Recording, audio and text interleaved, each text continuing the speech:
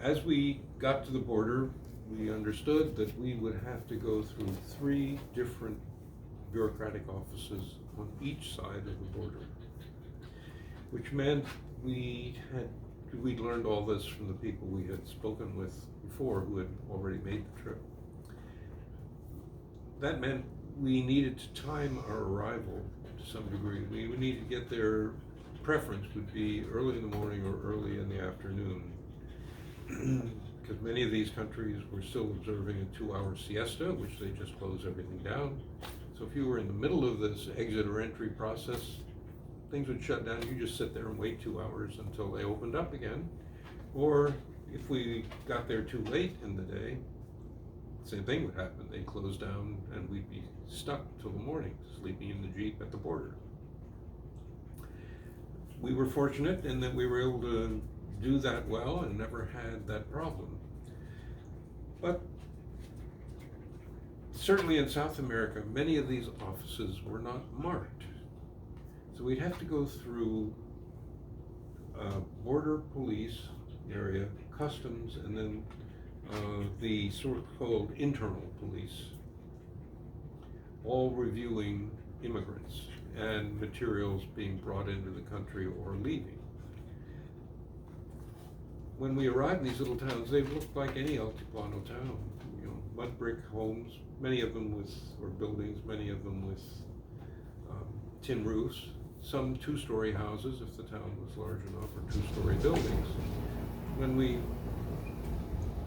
came into town, we just had to stop and ask where these places were, at least get to the first one, because of course they all knew where the others were. So once we got to one, we could get instructions to the other.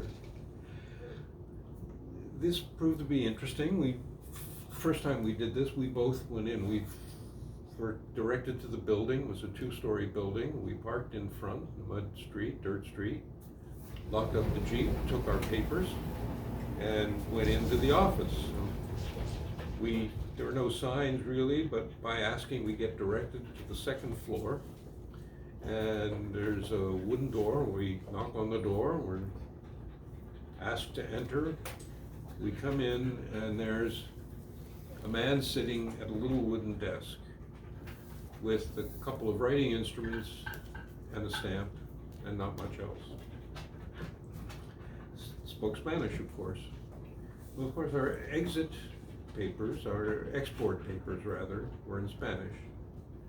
Our passports from the US were in English, and the carnet de passage was in French. And sometimes those people were illiterate. Yes. And consequently, we had to help them. Yes, that meant they have a separate book for each document. So first the passports. Open the book with the pencil tip, take the first passport. It's in English. This fellow reads Spanish. He asks, name. I show him. Which essentially meant I had to lead him through taking all the data from my passport into his book. B. Yeah. I. Essentially drawing it. Right. Then Ardith's passport. So we had to do it all again with Ardith's passport. I said, fine. He'd stamp the passport's entry, close the book, push it to the side, and then the export papers. Those generally could be read because they were in Spanish. Generally fill that in fairly comfortably. Then the carnet de passage. Knew what it was, but couldn't read it. But helped them through that, tear off that page. Just 2 hours, 3 hours of time? Stamp the other. Each time. Well, it took quite a while.